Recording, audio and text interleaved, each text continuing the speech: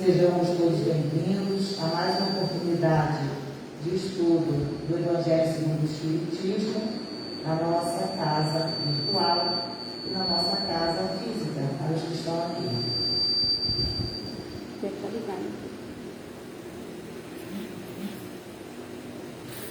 Nós estamos no mês de março, já no finalzinho dele, e lembrando que ao longo desse mês nós estudamos o tema As Mulheres do Evangelho. Hoje, quem vai nos trazer o estudo é a nossa irmã Antônia Machado, nos trazendo o tema A Mulher Cananeia. Mas antes de seguirmos para a exposição, vou reiterar os convites que estamos fazendo ao longo desse mês. Nós já retomamos o estudo presencial do Livro dos Espíritos, todas as quintas-feiras, das 19 às 20h30, de forma presencial. Estamos ainda na introdução, então todos são bem-vindos.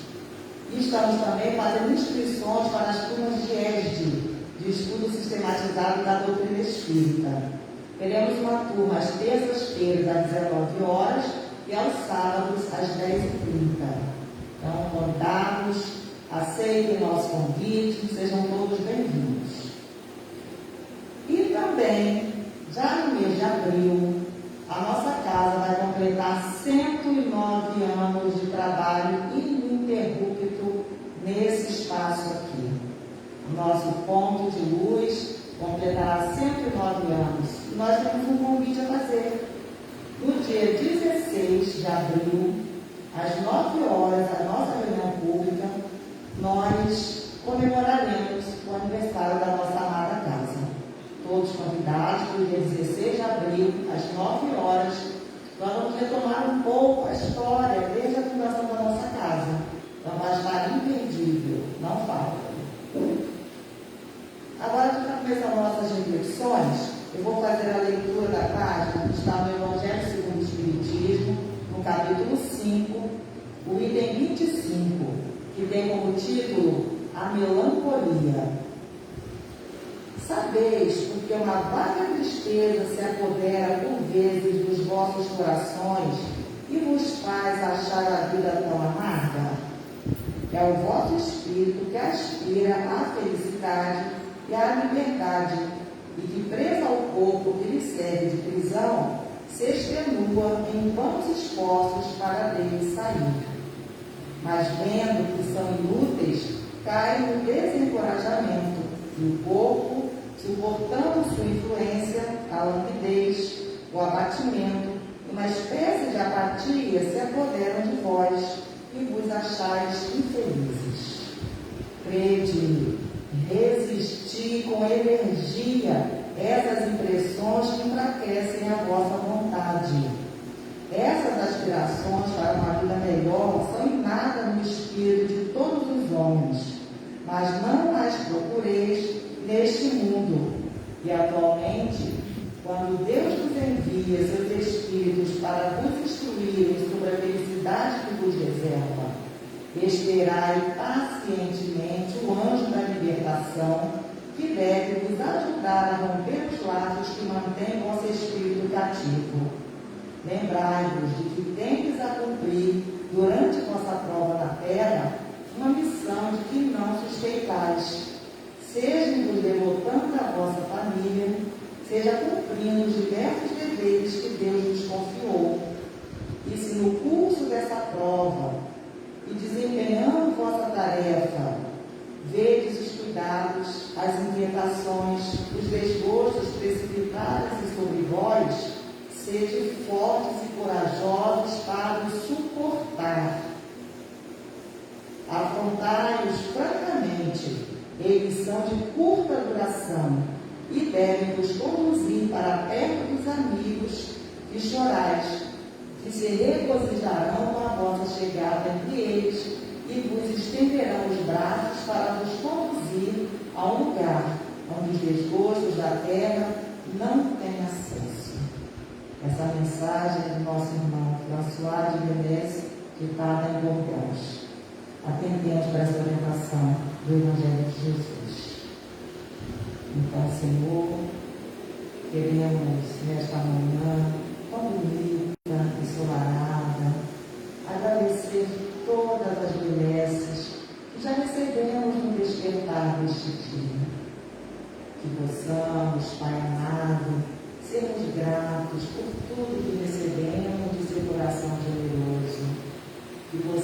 sentir a sua presença, iluminar-nos no Espírito, que tenhamos fé, força e coragem para enfrentarmos as dificuldades naturais da vida de reencarnarmos.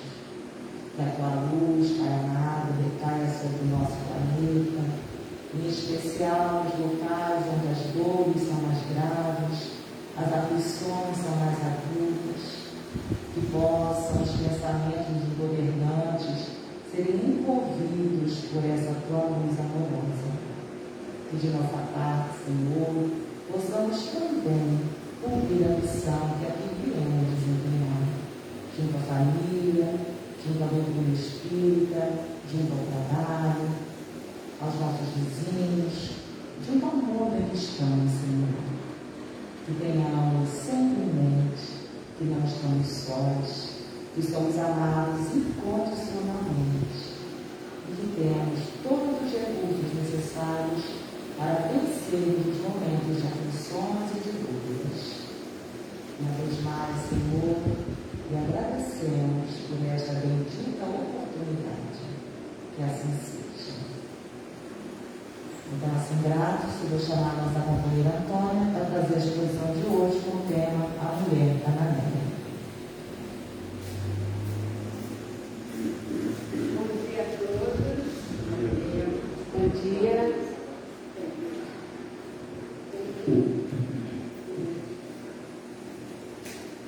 Então, nós hoje vamos estudar um pouco sobre essa passagem, né, de Jesus com a mulher cananeia, né, esse encontro de Jesus com a mulher cananeia. Engraçado, ela não é muito. A gente tem passagens que a gente ouve, lê, ouve de novo, muitas vezes, e essa é tão difícil, né? Eu não lembro de já ter lido ou ouvido antes. E ela é assim, muito cheia de ensinamentos. Então, no Evangelho, né, ela traz uma narrativa um pouco menor. Então, diz assim, eu estou lendo aqui desse livro, O Novo Testamento, do Haroldo Dutra, aí diz assim, ó, levantando-se dali, partiu para o território de Tiro, e entrando em uma casa, aí colocou entre aspas, não queria que ninguém soubesse, mas não foi possível ocultar-se. Todavia, uma mulher cuja filha tinha um espírito impuro, ouvindo a respeito dele, imediatamente veio e prosternou-se aos seus pés. A mulher era grega, de origem sírio-fenícia, e pedia-lhe que expulsasse o daimon da sua filha. Daimon era demônio, né? É espírito, né? Na verdade, ele fala todo mundo, né? Essa tradução de daimon por espírito. Dizia-lhe, deixa primeiro ser saciado os filhos, pois não é bom tomar o pão dos filhos e lançá-lo aos cachorrinhos. Em resposta, ela lhe disse, Senhor, também os cachorrinhos comem debaixo da mesa das migalhas das criancinhas. Disse-lhe, por causa desta palavra, vai, o daimon já saiu da sua filha. Partindo para casa, encontrou a criancinha deitada sobre o leito e o daimon já tinha saído. Então, só nesse pedacinho aqui, nessa passagem aqui, né, registrada, a gente já tem assim, já acho assim tocante, né, porque a gente já se emociona que aquela pessoa foi libertada, né, daquele espírito que a perturbava.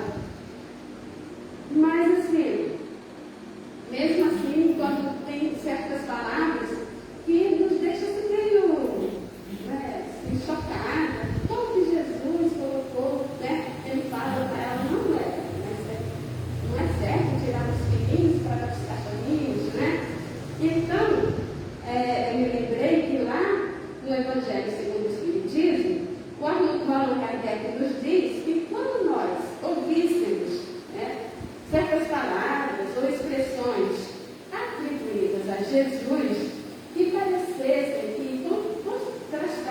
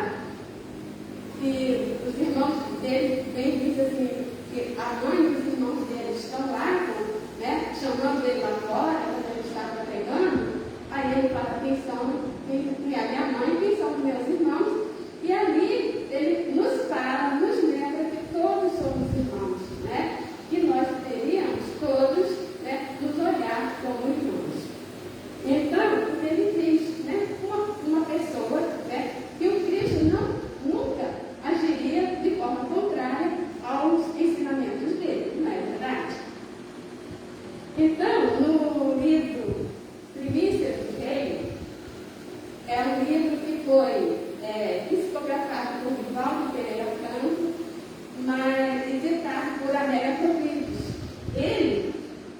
Ela nos traz uns detalhes, né, e até algumas explicações para melhor entendermos essa passagem. Aí eu vou ler alguns pedaços, não vou ler todo. Se tiver dando não tiver sendo claro nas palavras, vocês me dão uma direção. Eu falo sempre jornalista, então fica difícil para as pessoas entenderem às vezes. Então, começando lá, eu vou pular no iníciozinho, mas a Amélia Rodrigues nos fala assim: os ânimos naqueles dias estavam exaltados. O desatavio das palavras vigorosas do Rabi não permitia equívocos. Seus ensinos eram sementes de verdade. Seus conceitos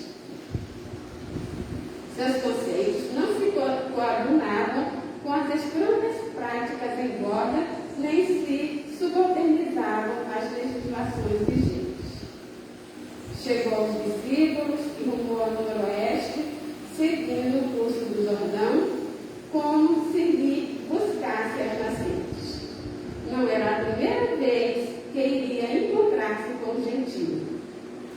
Seu nome já atravessava os limites estreitos da Galileia e muitos foram ouvi-lo, informados por viajantes e caravoneiros que venceram as distâncias.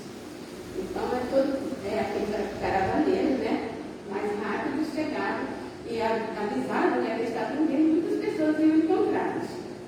Aí os discípulos, embora silenciosos, inquiriam-se mentalmente sobre os objetivos que os levavam àquelas cidades pagãs e gentios impenitentes. Os cultos execrados dos pagãos respiraram solidez que vieram fazer ali. O judaísmo era a revelação e o mestre representava a resposta de Deus aos aflitivos apelos dos homens. Sabiam, seria justo que se mesclasse aos desafortunados adoradores de ídolos. Então a gente vê que aqui há um propósito de Jesus, né, de seguir por aquelas terras, de chegar ali onde ele estava, em Tiro, naquela direção. E porque os discípulos já se questionavam, né? Qual o objetivo? Né? Eles eram, né, os gentios, né, aquele povo, eles eram pagãos, eles adoravam ídolos, idolatravam os ídolos, né? E Jesus já tinha aquela ideia do Deus único, né? Aquela coisa mais de espiritualidade, e eles pensaram como pegasse. Por que eles iriam ali? Os apóstolos já ficavam se perguntando.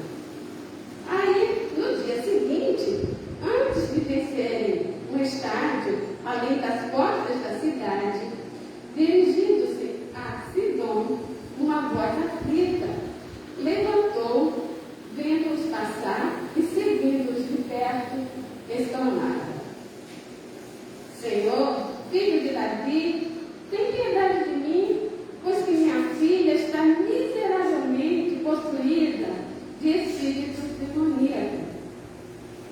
Alguns companheiros se voltaram e contemplaram a mulher aflita que rogava socorro.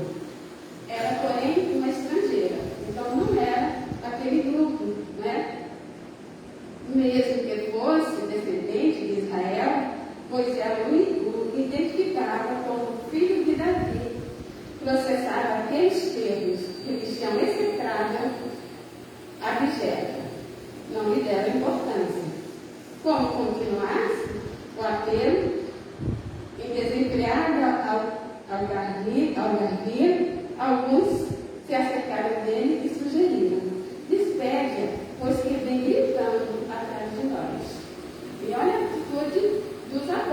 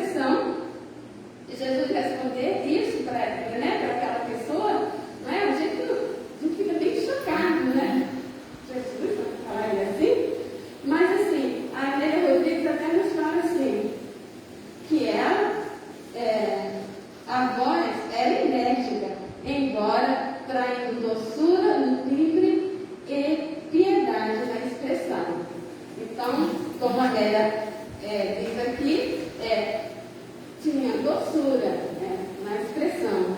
E quando a gente fala aqui, que ele fala assim, ele diz, ele respondeu compassivo.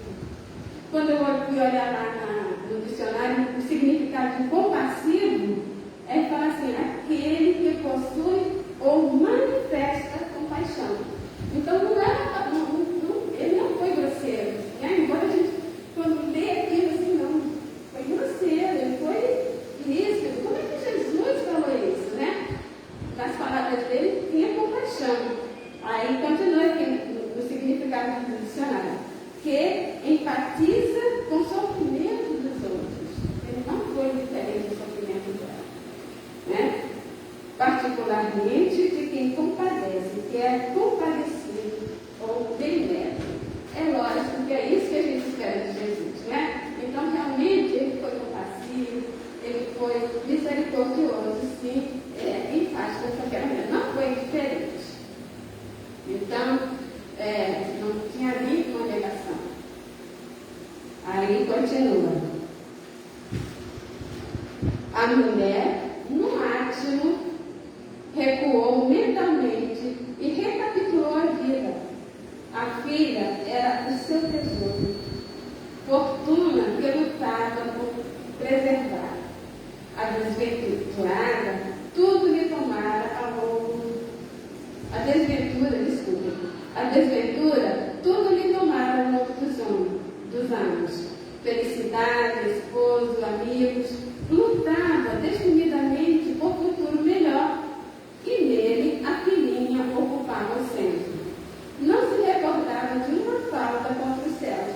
Então ali naquele momento, né, ele vai rever a vida dela todinha e ver, mãe, puxa vida, tudo que foi tirado, ela vinha sofrendo há tanto tempo com aquele sofrimento da filha, né? Então ela procura Jesus, sabe que ele pode curar, e insiste e diz assim, ela continua aqui a mulher, refez-se na sua condição de humildade e reconsiderando suplicou, Senhor, socorre. E eu fiquei me lembrando que Chico Xavier diz que uma prece de uma mãe, né, arrebenta as portas do céu. Imagina esse momento, né? Tanto amor, né, tanta dedicação, todo o desvelo dela, toda essa vontade de curar a filha, tudo que ela já tinha passado, né? E ela pede, olha só o jeito que socorre. Aí, pedindo assim, socorre-me, ela fala assim, a dor, né, e a extrema confiança eram atentes. Então tinha muita dor, mas muita confiança de que seria atendido ali, né? A confiança, fé não é confiança, porque fé não é só acreditar, né? A gente pode acreditar, mas não confiar, né? A gente acredita em um monte de coisas, a gente acredita no diabo, por exemplo, pessoas dos espíritos atrasados, né? Mas a gente não vai confiar, né? Então, ela tinha confiança, ela tinha fé em Jesus, ela sabia que Jesus podia curar. Então, com toda confiança, ela persiste, ela não desiste. E aí diz assim, Jesus fitou-a demoradamente, como se ponderasse o que iria perguntar. Então, Jesus ora para ela, aí sabia do alto quilate da fé que vitalizava aquele coração. Aí Jesus sabe de nós, né? Então ele sabia da fé daquele coração daquela mãe. Conhecia, porém, o orgulho israelita. Então, lembra, pessoal, né, de Israel também era muito orgulhoso. Já estava preparado, já tinha aquela concepção do Deus único e tal, mas ali tinha muito ainda orgulho, né, entre eles. De que ele, naquele momento em que ela diz assim, ela procura, chama e fala assim, não, despede, né, não é dos nossos. E o desprezo que voltava ao estrangeiro. De outras vezes, ao lado dos que eram detestados ou socorrendo os que não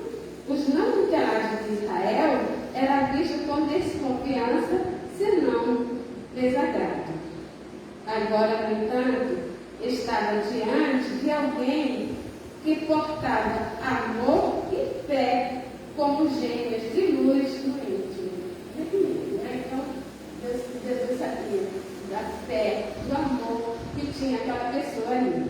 E desejando aplicar severo corretivo naqueles que o seguiam de perto, exclamou com ironia. Então, ele fala assim, ó, não é bom pegar ao pão dos filhos e deitá-los aos cachorrinhos. Então, quando ele fala essa frase, não é bom pegar o pão dos filhos e deitá-los aos cachorrinhos, a gente pensa que ele está falando para a mulher, mas a intenção dele é corrigir aqueles que o seguiam, né? Porque ele já sabia daqueles sentimentos deles, né? Aquele egoísmo, aquela falta de empatia.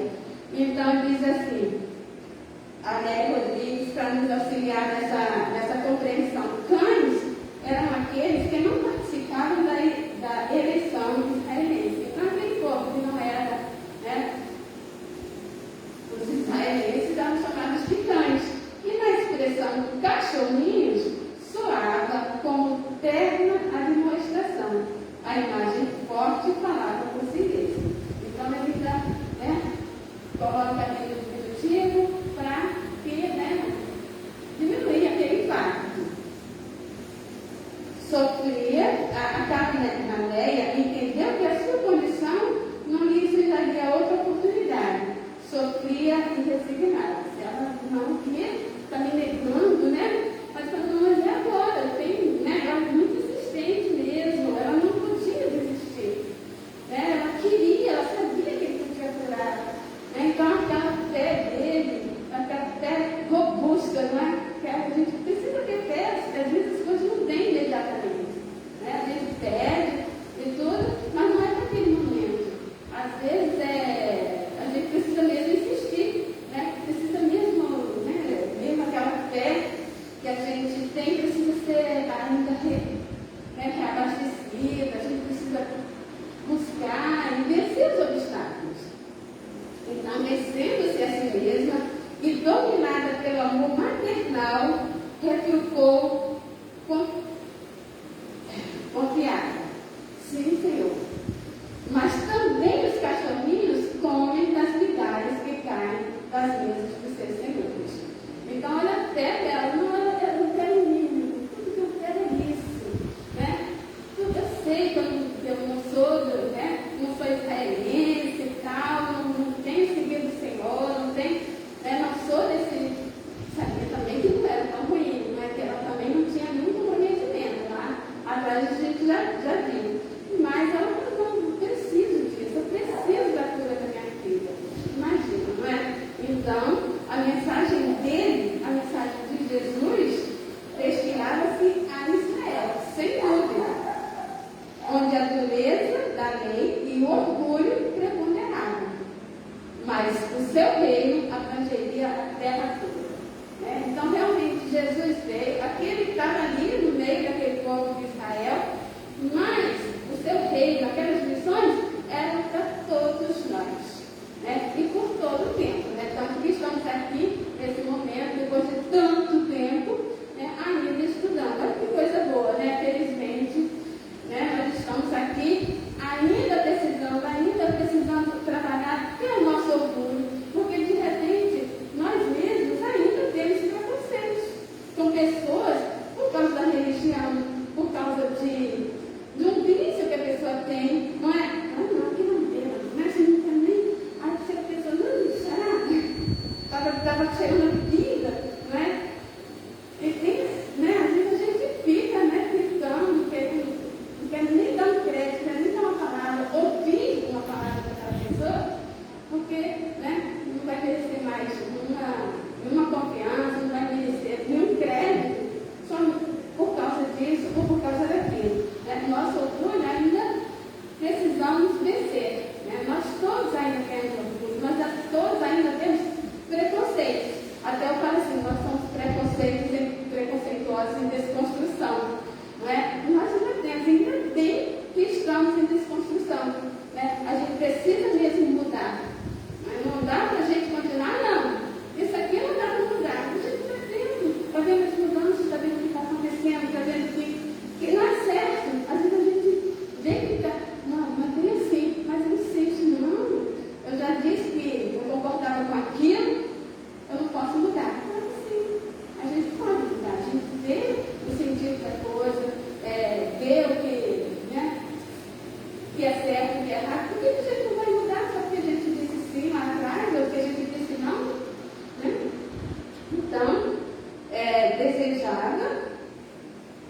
a América Universal. Desejava, através daquele diálogo, lecionar o poder da humildade como ensinamento que se esculpisse no espírito dos discípulos. Ele sabia da fé, da perseverança, né? Do quanto aquela mulher amava o filho e confiava nele, sabia que tudo se daria daquela forma. Até aquele encontro foi premeditado por ele. Né? Aquele encontro foi, os apóstolos ficaram, os discípulos, por que a gente está vindo para cá? Nada a ver, né? Fica assim, lá no Novo Testamento aqui do Haroldo, quando ele fala que ele não queria que soubesse, então ele falou não entre parênteses, né? Ele sabia, ele queria sim, porque ele sabia daquele encontro foi premeditado, porque ele queria, né, passar essa missão para os seus discípulos. Então, exultante, com a firme confiança da cananeia e com sua elevada simplicidade, o mestre não lhe tire a crença, ele não pergunta qual é a crença dela, nem a raça, não lhe reprocha a vida, nem lhe censura o alarido. É aquela toda pegadinha, claro, né? Quem não faria? O que é que nós não faríamos para ajudar o nosso filho? O que a gente não enfrenta para defender, né, o bem-estar, né, a segurança do nosso filho? A cura diz-lhe somente e diz-lhe com amor. Ó mulher, grande é a tua fé, seja isso feito para contigo como tu desejas. Então ali, ele até nas suas palavras, ele exalta a fé, que através da fé que a gente precisa mesmo para vencer as nossas dificuldades. Ainda mais numa questão de cura, ainda mais numa questão de obsessão. Né? A gente, em tudo, a gente precisa ter muita fé, precisa ser perseverante, né? E para que nós possamos vencer as nossas dificuldades no dia a dia. Então, assim, nessa passagem, a gente fica assim, sendo demonstrado mesmo, né, como a fé dessa mulher, né,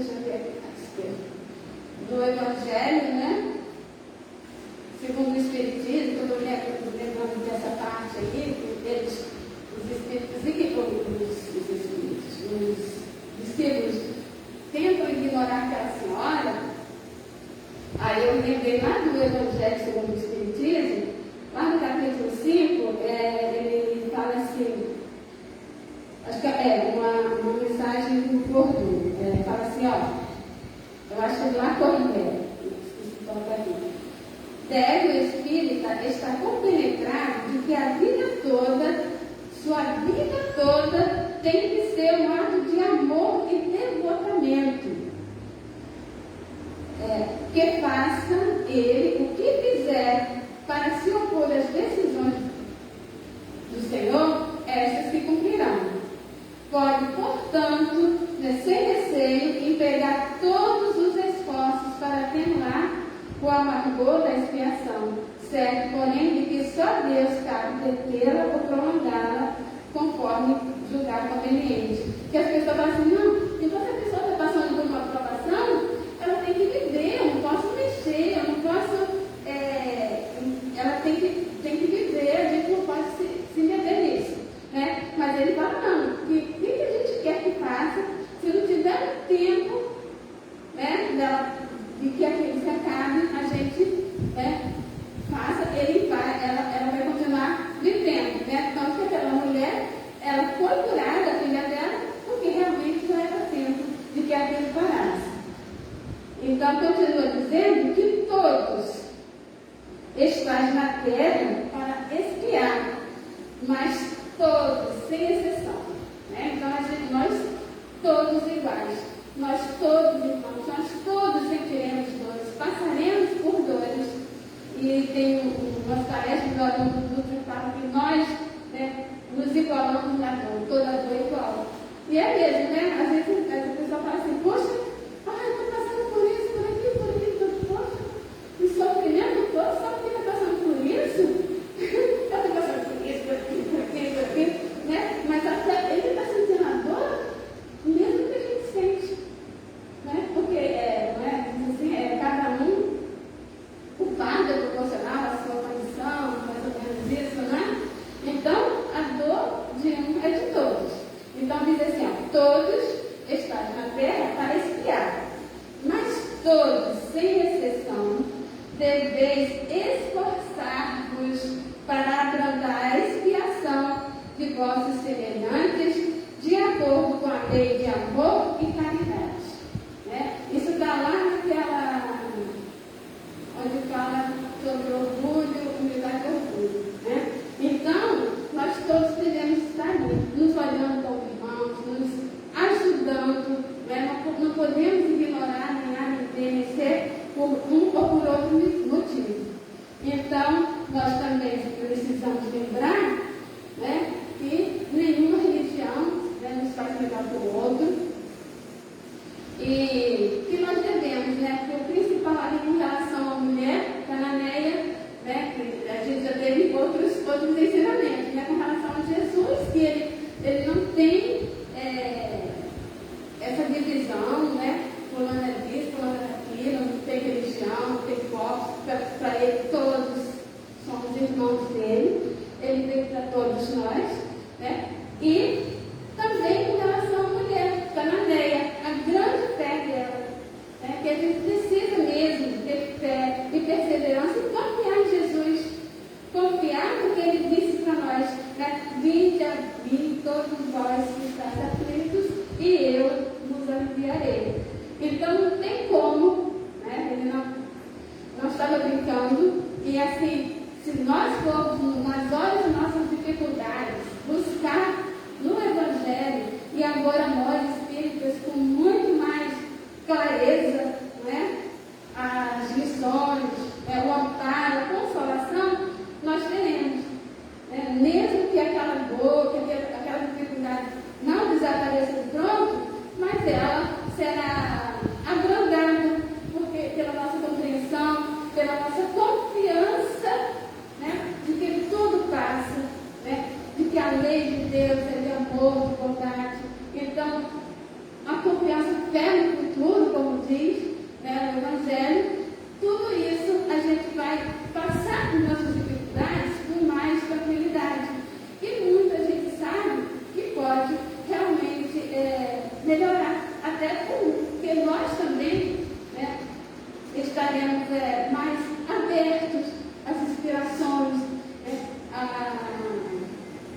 inspiração do alto, as ideias que nos trazem dos Espíritos, para melhor brilharmos aquele momento. Com certeza, tudo fica melhor. Um consolo, né? Alguma coisa sempre que nós, em nossas dificuldades, procurarmos, né? No Evangelho, as lições que temos na doutrina espírita, nós alcançamos. Nós alcançamos o auxílio que necessitamos, que nós podemos ter. Então, e a humildade, né, como diz lá no Evangelho, lá no capítulo 7, ele fala assim, que a humildade é uma virtude esquecida entre vós. Os grandes exemplos pelos foram dados são tão pouco seguidos. Olha só, os grandes exemplos são tão pouco seguidos. No entanto, sem humildade, poder ser caridoso para o vosso próximo? Olha a pergunta. Oh, não, porque esse sentimento nivela os homens, né? Mostra-lhes que são irmãos, que devem ajudar-se mutuamente e os encaminha ao bem. Até fala que a humildade em todas as circunstâncias, Jesus põe a humildade na categoria das virtudes que aproximam o homem de Deus, e o orgulho entre os vícios que dele afastam as criaturas. Então, assim, fica para nós esse exemplo dessa mulher cananeia, de fé, de humildade, de perseverança, que nas nossas dificuldades nós possamos mirar essa mulher e sejamos perseverantes, busquemos Jesus, e insistamos, né? Não vamos desistir nunca, muito especialmente com os nossos familiares, se as dificuldades forem nossas, ou mesmo dos nossos familiares, ou de alguém, né? Que a gente possa, né? Interceder em favor do nosso próximo, seja lá em quem for, da família ou não, mas que estejamos sempre assim, confiantes, humildes, perseverantes, em busca dessas missões, em busca do amparo, em busca dessa ajuda de nosso Senhor Jesus Cristo, de Deus. Então, que nós fiquemos firmes, com fé, né? E sempre buscando em Jesus a saída. Muito obrigada. Muito bom dia, muito bom final de semana para todos.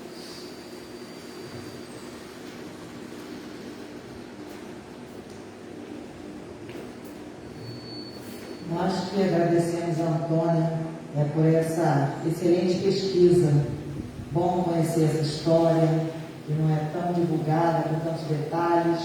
A lista de livros também que a Antônia trouxe para nós hoje aqui são boas opções também para nós lermos, aprofundarmos, e que nessa manhã esse despertar de verdade nos auxilie em nossa jornada.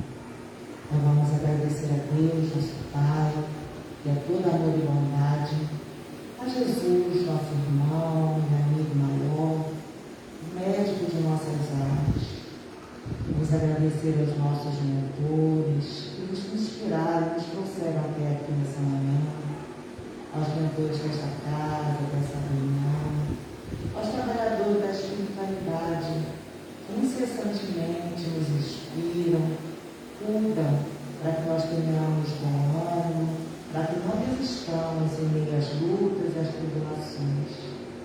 Esse exemplo dessa mulher, dessa irmã, dessa mãe amorosa, cuidadosa com sua filha, possa estender-se e nos vejamos todos também, tendo a nossa fé aumentada, a nossa certeza de que todas as dores passam e de que nós somos feitos para vencermos a nós mesmos, as dificuldades que trazemos, e que estamos sempre na companhia do bem, e que é preciso buscarmos esta sintonia amorosa que tanto nos auxilia no dia a dia.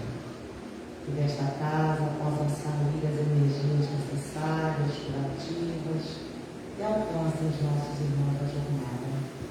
cada lar também que recebe essa mensagem dessa manhã possa ser envolvido, iluminado, que haja entendimento no que estão enviados. Uma vez mais, Senhor Jesus, lhe agradecemos a presença entre nós e que possamos seguir contigo as experiências que ainda nos aguardam. Que assim seja.